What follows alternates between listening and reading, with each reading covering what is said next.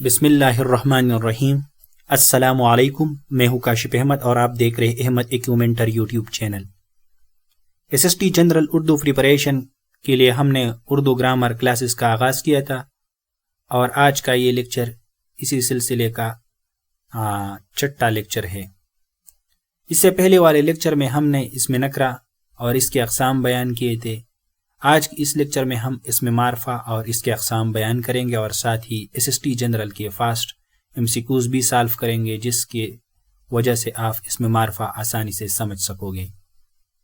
تو میں نے آپ کو پہلے والے لیکچر میں بتایا تھا کہ اسم کے معنی کے لحاظ سے دو اہم اقسام ہیں، ایک ہے اسم نکرہ اور دوسرا ہے اسم معرفہ۔ تو اسم نکرہ ہم نے پہلے والے لیکچر میں بیان کیا تھا، آج کی اس لیکچر میں ہم اسم معرفہ بیان کریں گے۔ تو اسم معرفہ کو انگلش میں پراپر ناؤن بھی کہتے ہیں۔ اسم معرفہ وہ اسم ہے جو کسی خاص جگہ، شخص یا چیز کے لیے استعمال ہوتے ہیں، جیسے عدنان، اسلام آباد، پاکستان، پنجاب، قرآن پاک، علی، فیصل، مسجد۔ اسم معرفہ کی بنیادی طور پر 4 اقسام ہیں، جسے اسم علم، اسم ضمیر، اسم اشارہ اور اسم موصول کہتے ہیں۔ تو سب سے پہلے بیان کرتے ہیں اسم علم۔ ایک بات تو ذہن نشین کر لے، ایک ہے علم اور ایک ہے علم۔ علم جو ہے یہ نالج کو کہتے ہیں اور علم جو ہے یہ نشانی کو کہتے ہیں۔ تو اسم علم جو ہے یہ بنیادی طور پر ایک نشانی ہے۔ کون سی نشانی؟ جو شناخت کے لیے استعمال ہوتی ہے، یعنی جب کسی بندے کے لیے جو مخصوص نام استعمال ہوتا ہے، جو اس بندے کی شناخت بن جاتی ہے، تو اسے اسم علم کہتے ہیں۔ وہ مخصوص اسما جو ہے یہ اسم سے نکلا ہے، تو اسم کا جمع ہے۔ وہ مخصوص اسما جو مختلف اشخاص کی پہچان یعنی شناخت کے لیے بولی جاتی ہے، اسے اسم علم کہتے ہیں۔ جیسے میر تقی میر، میر گنج بخش، شمس العلماء۔ اسم علم کی 5 اہم اقسام ہے، جس میں سب سے پہلا والا قسم جو ہم نے لکھا ہے وہ ہے تخلص۔ جیسا کہ آپ سبھی کو معلوم ہے کہ جب شاعر اپنی شاعری کرتے ہیں تو بنیادی طور پر غزل کے آخری شعر میں وہ اپنا نام لکھتے ہیں۔ جیسے الطاف حسین اپنے نام کے ساتھ حالی لکھتے ہیں، اسد اللہ خان اپنے نام کے ساتھ غالب لکھتے ہیں، میر تقی اپنے نام کے ساتھ جو ہے میر لکھتے ہیں، اور احمد اپنے نام کے ساتھ آخر میں پراز لکھتے ہیں۔ تو یہ سارے نام جو ہے یہ تخلص ہے، یعنی تخلص وہ چھوٹا سا قلمی نام ہے جو شعراء اپنے نام کے ساتھ استعمال کرتے ہیں۔ پھر ہے خطاب۔ تو عزت اور قابلیت کا وہ نام جو کسی کو اس کی خدمت، بہادری اور قابلیت کی وجہ سے حکومت کی طرف سے ملتا ہے، اسے خطاب کہتے ہیں۔ جیسے سر سید احمد خان کو سر کا خطاب ملا تھا، اور مولوی ذکاء اللہ کو شمس العلماء کا خطاب ملا تھا، شفاء الملک جو خطاب ہے۔ اسی طرح نشان حیدر، تمغہ امتیاز، ہلال امتیاز، ستارے امتیاز، ستارے خدمت، یہ سارے جو ہے یہ خطاب ہے۔ پھر ہے لقب۔ تو لقب وہ نام ہے جو کسی وصف یا خوبی کی وجہ سے لوگوں کی زبان پر چڑھ جاتا ہے۔ جیسے ابراہیم علیہ السلام کو ابراہیم خلیل اللہ، موسیٰ علیہ السلام کو موسیٰ کلیم اللہ، محمد علی جناح کو قائد اعظم، اور حضرت علی حجویری رحمۃ اللہ علیہ کو گن بخش۔ تو یہ سارے ہمارے پاس کیا ہے؟ لقب ہے۔ پھر ہے کنیت۔ تو کنیت جو ہے وہ نام ہے جو کسی رشتے کی بنا پر پکارے جاتے ہیں۔ جیسے عمر فاروق رضی اللہ تعالیٰ عنہ کے والد کا نام خطاب تھا، تو انہیں ابن خطاب کہتے ہیں۔ اسی طرح ام عمارہ، ام کلثوم، ام سلمہ، ابو المحسن، اور پھر ہے ابو تراب۔ تو ام عمارہ یعنی عمارہ کی اماں، ام کلثوم یعنی کلثوم کی ماں، ام سلمہ یعنی سلمہ کی ماں، ابو المحسن یعنی محسن کے والد، اور ابو تراب یعنی تراب کے والد۔ تو یہ سارے کیا ہے؟ کنیت ہے۔ پھر ہے عرف۔ وہ نام جو پیار سے ہم پکارتے ہیں تو اسے ہم کیا کہتے ہیں؟ عرف کہتے ہیں۔ جو نام پیار سے پکارے جائے اور جو مختصر ہو کر مشہور ہو جائے یا کسی اچائی یا برائی کی وجہ سے پڑھی جائے تو اسے ہم عرف کہتے ہیں۔ جیسے ہم وقار کو وکی کہتے ہیں، اشرف سے شراپو کہتے ہیں، پپو، بیلی اور انور سے انو۔ تو اسی طرح جو ہے جاوید سے جیدہ، فخر الدین سے فخرو، وقار سے وکی۔ تو یہ سارے کیا ہے؟ ہمارے پاس عرف ہے۔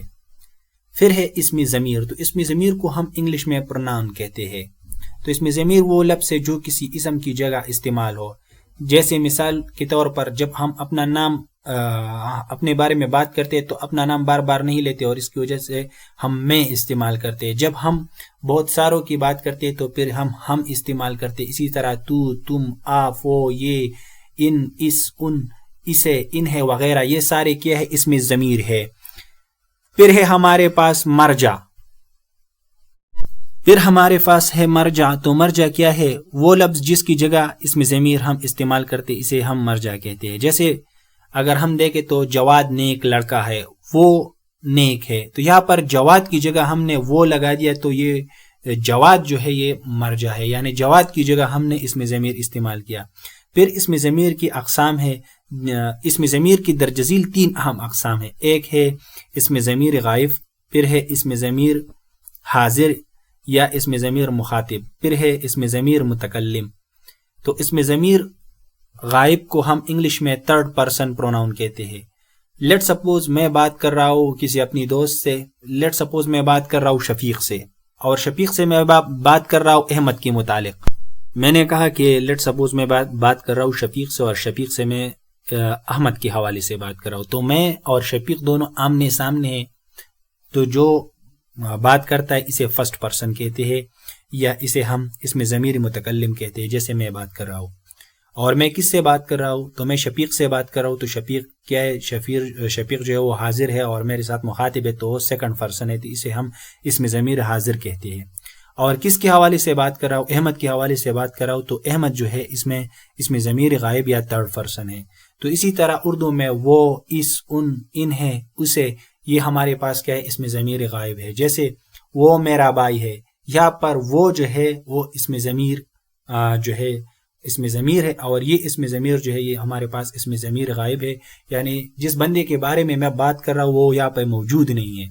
پھر ہے اس میں ضمیر حاضر یا مخاطب جسے ہم سیکنڈ پرسن کہتے ہیں. تو، تم، آپ، تمہارا، آپ کا، تمہاری، آپ کی. جیسے میں شفیق سے بات کر رہا ہوں، میں اس کے بارے میں کہتا ہوں کہ یار آپ، یہاں پہ میں نے آپ کہا کہ آپ نے یہ ٹھیک نہیں کیا. تو یہ آپ جو ہے یہ کیا ہے؟ یہ میں نے شفیق کے لیے استعمال کیا ہے، اور شفیق یہاں پہ موجود ہے تو اس وجہ سے یہ اس میں ضمیر حاضر ہے. پھر ہے اس میں ضمیر متکلم. جیسا کہ میں بات کر رہا ہوں تو میں، بہت سارے بندے ایک دوسرے سے بات کریں، ہم، میرا، میری، ہمارا، ہماری، تو یہ کیا ہے؟ اس میں ضمیر متکلم ہے. پھر ہے اس میں اشارہ، جسے ہم انگلش میں ڈیمانسٹریٹو پروناؤن کہتے ہیں، یعنی اگر آپ نام سے دیکھیں تو اشارہ آیا ہے یہاں پہ. تو جب ہم کسی بھی دور یا نزدیک کی چیز کی طرف اشارہ کرنے کے لیے استعمال کرتے ہیں تو وہ اسم جو ہے وہ اس میں اشارہ ہوتے. اس میں اشارے کے پھر بنیادی طور پر 2 اہم اقسام ہیں. ایک ہے اس میں اشارہ قریب اور ایک ہے اس میں اشارہ بعید. اس میں اشارہ قریب جو ہے یہ نزدیک کے لیے استعمال ہوتے ہیں، اور اس میں اشارہ بعید دور کے لیے استعمال ہوتے ہیں. جیسے یہ، اس، ان، یہ لڑکی، اس مکان، ان بھائیوں نے. اور اس میں اشارہ بعید وہ، اس، ان، تو یہ ہمارے پاس کیا ہے؟ اس میں اشارہ بعید ہے. انگلش میں بنیادی طور پر ہم دس اور دیٹ کا استعمال کرتے ہیں. جو ہمارے سامنے ہوتے ہیں تو ہم اس کے لیے دس یوز کرتے ہیں، جو دور ہوتے تو ہم اس کے لیے دیٹ استعمال کرتے ہیں. پھر ہم بنیادی طور پر ان دونوں میں فرق کرتے ہیں. نوٹ فرق، میں نے اس کو کتاب دی، تو یہاں پر اس میں ضمیر ہے. اس کتاب کو پڑھو، یہاں پر اس میں اشارہ ہے.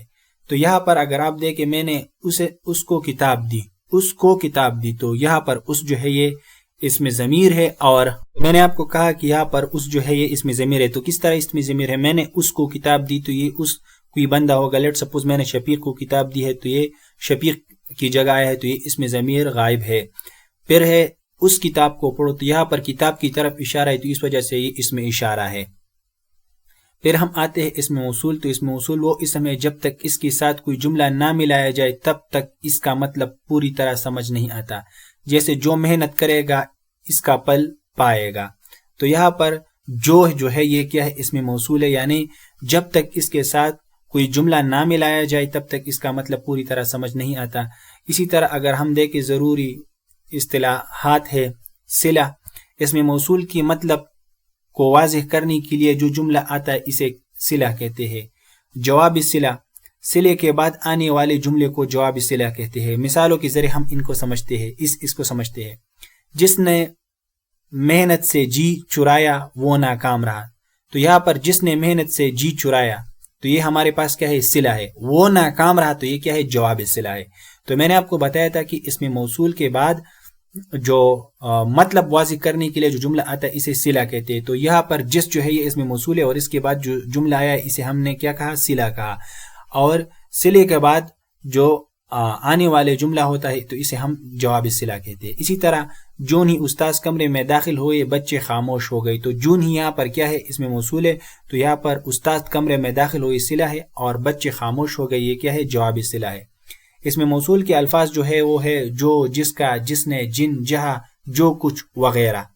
اب ہم ان کے MCQ سالو کریں گے. تو پہلا والا MCQ ہے کہ معنی کے لحاظ سے اسم کی کتنی اقسام ہے؟ تو یہ آپ سبھی کو پتہ ہے کہ 2 اقسام، اسم معرفہ اور اسم نکرہ. وہ اسم جو کسی خاص جگہ، شخص یا چیز کے لیے استعمال ہو کیا کہلاتے؟ تو آپ سبھی کو پتہ ہے کہ یہ کیا ہے؟ اسم معرفہ ہے. اور عام نام کے لیے جو استعمال ہوتے ہیں وہ اسم نکرہ ہے. شاعر مشرق قواعد کی روح سے کیا ہے؟ تو شاعر مشرق قواعد کی روح سے کیا ہے؟ لقب ہے. پھر ہے ہمارے پاس وہ نام جو حکومت کی طرف سے کسی اعزاز کی طور پر دیا جائے اسے کیا کہتے ہیں؟ تو یہ سبھی کو پتہ ہے کہ اسے ہم خطاب کہتے ہیں. ابن مریم اور ابو القاسم اسم علم کی کون سی قسم ہے؟ تو یہ کنیت ہے. پھر ہے ہمارے پاس وہ لفظ جو کسی اسم کی جگہ پر استعمال کیا جائے کیا کہلاتے؟ تو اسم ضمیر، ہم اسے کہتے ہیں انگلش میں پروناؤن. یہ اور اس اسم اشارہ کی کون سی قسم ہے؟ تو یہ اسم اشارہ قریب ہے. اسم موصول کے بعد مطلب واضح کرنے کے لیے جو جملہ آتا ہے اسے کیا کہتے ہیں؟ تو میں نے آپ کو بتایا اسے صلہ کہتے ہیں. اور پھر اسی کے بعد جو ہے اسے جواب صلہ کہتے ہیں. اسد اللہ خان غالب میں لفظ غالب کیا ہے؟ تو لفظ غالب یہاں پہ تخلص ہے.